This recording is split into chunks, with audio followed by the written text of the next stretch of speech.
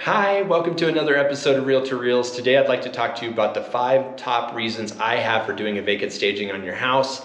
I'm going to jump right into it. First of all, what is vacant staging? Vacant staging just means you move out of your house and we come in and we stage your house from top to bottom. That's what a vacant staging is in my mind.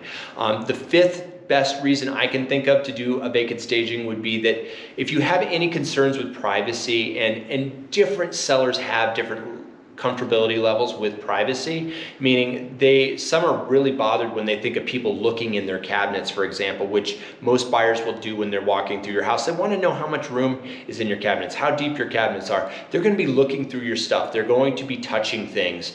If that's going to bother you as a seller, then doing a vacant staging is definitely up your alley. The 4th best reason I can think of to do a vacant staging would be that it makes completing tasks and projects a lot easier and a lot more manageable. So part of the initial staging consult that I do with my clients is that I give you a huge list, and my stager will also help give you a huge list of things you can or cannot complete on the property prior to listing the home. Everything is designed to give you maximum return on investment. We would never suggest doing anything that's going to net you less than 200, 300, 400% return on your efforts or money. But that being said, that work is a lot easier to complete, and it's oftentimes even cheaper to complete if you're not living in the house. For example, if you needed to replace carpet's less expensive to replace if you don't have furniture in the house.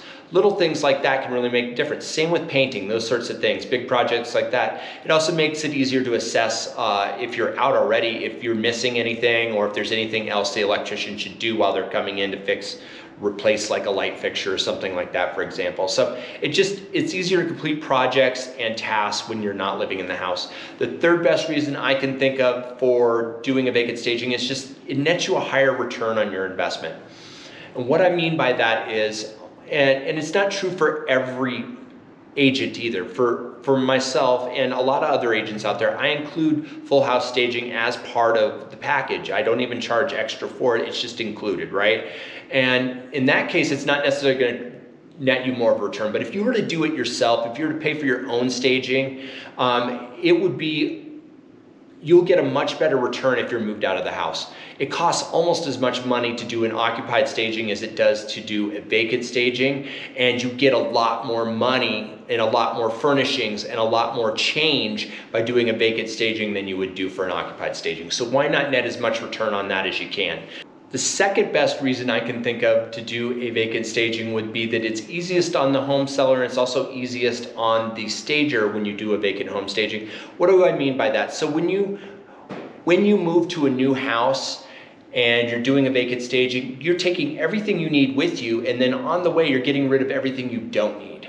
When you do an occupied staging, meaning you stay in the home when we stage the home, you're stuck in this constant limbo of trying to figure out, well, I don't have a house yet picked out necessarily, and maybe I know, for example, that I'm downsizing, but I don't know what of my belongings I'm going to take with me. It's kind of a mystery, and you're trying to figure out, is this something that I just want to get rid of long term anyway, or is this something that if I had the chance I would take it with me? And you're just trying to figure all that out, because honestly, even on an occupied staging where it's going to tell you get rid of anything you're not for sure going to take with you if you can.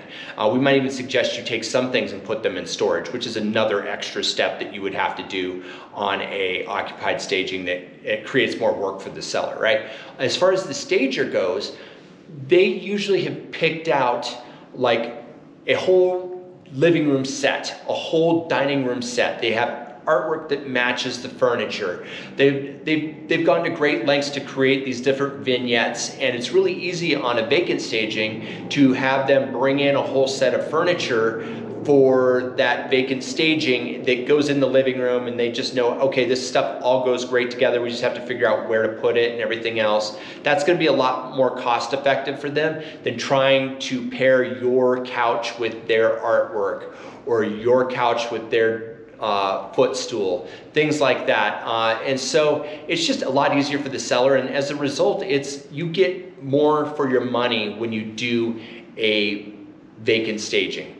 And the number one reason to do a vacant staging would be just the dramatic results you get from doing a vacant staging. There is no better way, and if you've ever had the luxury of doing this, then you'll know there's no better way to see dramatic results in a house than to get rid of all the old furniture you have and bring in all brand new furniture. It is really eye-popping, it's eye-catching, it looks great. Everything is matchy-matchy from room to room. In fact, the results that I get for vacant staging in my neighborhood can be anywhere from $50,000 to $100,000 increase in value of the home. And I tell people that up front when we go into talking about staging, hey, there's a lot of value in doing a vacant staging if you can do it. It can make you an extra $50,000 over an occupied staging easily. So I think that's all I have on the 5 best reasons to do a vacant staging on your home. Thank you very much for listening, and you have a great day.